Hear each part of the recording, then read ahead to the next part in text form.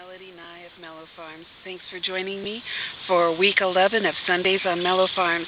Hey, I listened to my tape from last week and realized that I was truly unclear about the point I was trying to make about industry standard for the space that Big Ag considers adequate for a chicken who is out of a cage and considered free range. So Joss, one of our barden cans, is helping me with this demonstration. So I brought out a piece of regular printer paper and I folded over a third. And this is the space that I'm talking about. And Joss kind of gives you a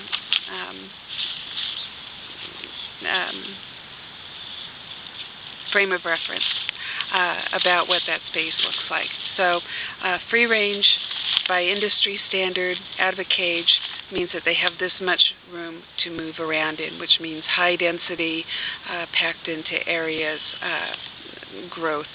So that's what I'm talking about. So the thing that I wanted to focus on this week was as gardening season is on us and spring is truly here, and we try to keep things tidy around the farm, and so I'm doing a lot of weed pulling. And so what I really wanted to speak to was the perspective of weed pulling, what is considered pig forage, and the fact that we don't use chemicals to control anything around the farm. So not using chemicals when I gardened has been near and dear to my heart for many years, which means that I'm really well schooled on how to hand pull weeds. And until we started this farm, weeds for me was probably what weeds are for all of you. Kind of a nuisance, something that you have to deal with. You put plastic down. When you do pull the greenery, you put it in the compost and it becomes mulch for some later planting project. Well, farming has changed my perspective.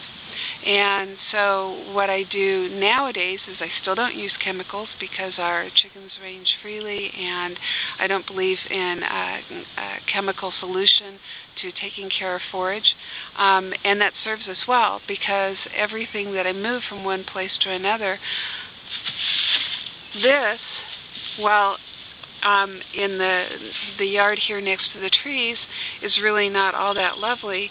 This is something that our chickens and our pigs consider tasty treats. Dandelion greens, the same things you and I would cull and eat to make a salad or do some steamed greens. So nowadays when I'm going around in the garden or I'm tidying up our home area, I'm taking a bucket with me and I'm pulling greens, and these buckets of greens go out to the pigs.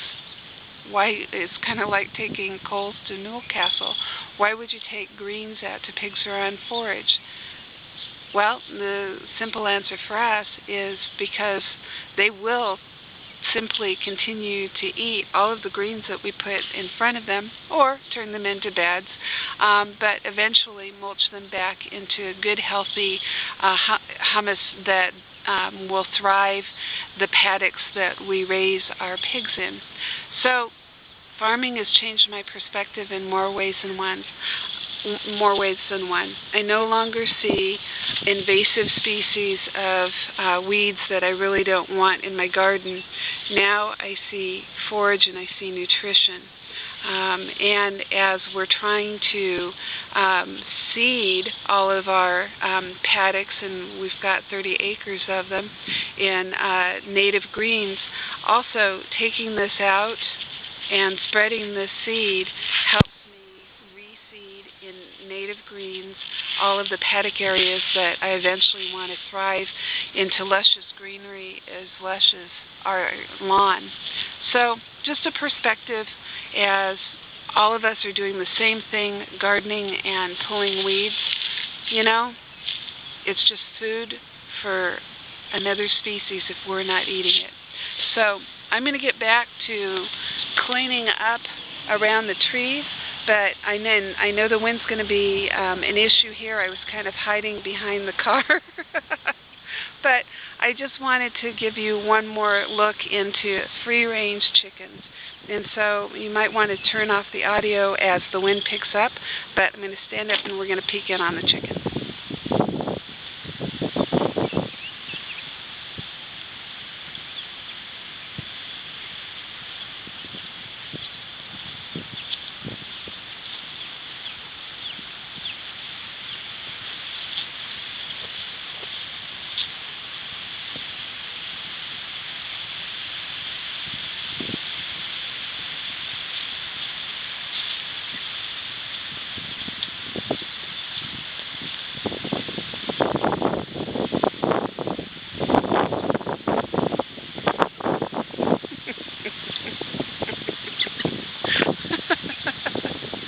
Somebody really wants all of the grain.